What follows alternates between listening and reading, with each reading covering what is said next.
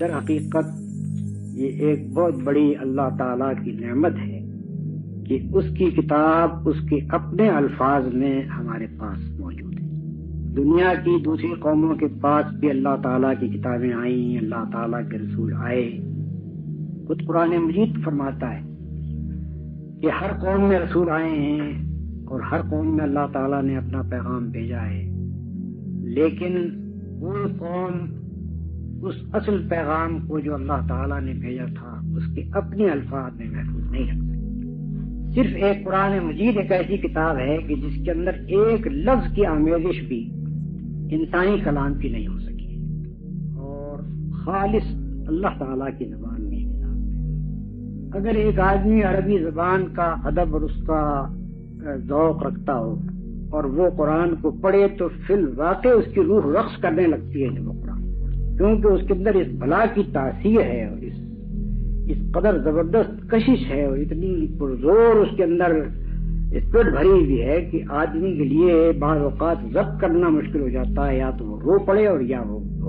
سر دھوئے. اب جن قوموں کے پاس خدا کا کلام محفوظ نہیں ہے اور صرف ان کے ترجمے محفوظ ہیں، وہ حقیقت میں ایک بہت بڑی نعمت سے محروم ہے. اور جس قوم کے پاس خدا کا کلام موجود ہے اور اپنی اصلی شکل میں موجود ہے، اصل الفاظ میں موجود ہے اور اسی ترتیب کے ساتھ موجود ہے جس ترتیب کے ساتھ اللہ تعالیٰ نے اپنے نبی کے ذریعے سے اس کو مرتب کروایا تھا، اس سے زیادہ بدقسمت پھر کوئی قوم نہیں ہے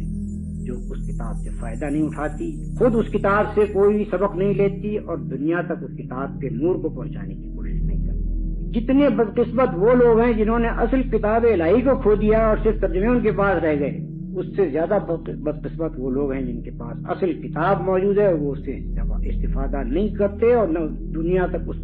کے نور کو پہنچاتے. میں عربی داں ہونا کوئی معنی نہیں رکھتا. عربی داں عیسائیوں میں بہت سے بھی ملتے ہیں، بڑے بڑے ادیب ہیں، مسلم ادیب ہیں عربی زبان. خود مسلمانوں میں بکثرت ایسے ادیب ہیں کہ جن کے متعلق میں جانتا ہوں کہ انہوں نے قرآن مجید آج تک نہیں پڑھا، حالانکہ عربی زبان کے ادیب جن کی مادری زبان عربی ہے ان کو معلوم ہوتا ہے کہ انہوں نے قرآن مجید نہیں پڑھا.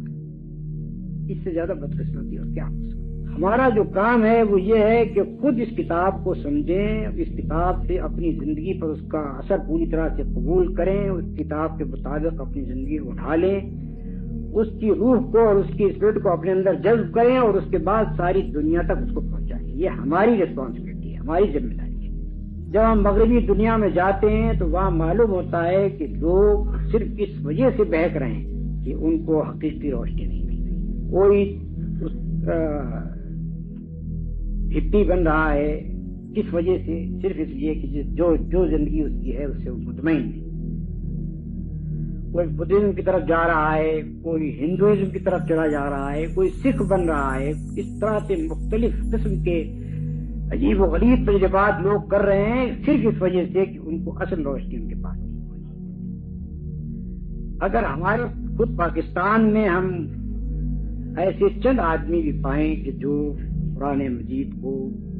کم از کم انگریزی زبانی میں اس کی اصل روح کو پیش کریں لوگوں کے سامنے اور اس زمانے کے آدمی کی سمجھنے کے قابل اس عبارت میں اس کو پیش کریں، تو میں سمجھتا ہوں کہ یہ بہت بڑی خدمت ہوگی، نہ صرف اپنی عاقبت کے لیے بلکہ دنیا کی رہنمائی کے لیے. دنیا حقیقت میں اس چیز کی طالب ہے جس کو وہ نہیں جانتی کہ وہ کس چیز کی طالب ہے. وہ ایک پیاس محسوس کر رہی ہے مگر اسے نہیں معلوم کہ اسے کس چیز کی پیاس ہے. جب اس کے پاس یہ چیز پہنچے گی اور اس زبان میں پہنچے گی جس کو وہ سمجھتا ہو،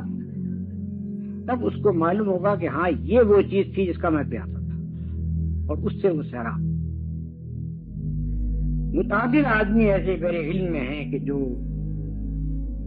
اسلام کو اس کی اصلی روح میں جب ان کے سامنے پیش کیا گیا اور ان کو بتایا گیا کہ قرآن مجید یہ ہے اور یہ اس کی تعلیم ہے، تو ان کی آنکھیں پھٹی کی پھٹی رہ گئیں اور ان کی وہ حیران ہو گئی کہ کیا فی الواقع ایسی چیز دنیا میں موجود ہے، وہ ہم آج تک نہ واقف ہیں. اس وقت احساس مجھے ہوا کہ کتنی بڑی ذمہ داری ہمارے اوپر ہے کہ ہمارے پاس وہ شے موجود ہے، ہم نہ خود اس سے فائدہ اٹھا رہے ہیں نہ دنیا کو اس کا فائدہ پہنچا رہے ہیں. اس وجہ سے میں ایسے تمام لوگوں کو انتہائی قابل قدر سمجھتا ہوں جو اس زمانے کی زبان میں لوگوں کو قرآن مجید کی تعلیمات سمجھانے کی کوشش کر رہے ہیں. اور میں چاہتا ہوں کہ اس ملک میں جتنے لوگوں کو بھی اللہ تعالیٰ نے یہ قابلیت عطا فرمائی ہے کہ وہ بیرونی زبانوں میں، انگریزی میں یا فرینچ میں اور دوسری زبانوں میں، جن لوگوں کو بھی اللہ تعالیٰ نے صلاحیت عطا فرمائی ہے، وہ اس خدمت کو ضرور انجام دیں. خود ہماری نئی نسلیں بھی بگڑ رہی ہیں اور دنیا کے لوگ بھی صرف اس وجہ سے گمراہ ہیں کہ ان کو حقیقی روشنی ہدایت کی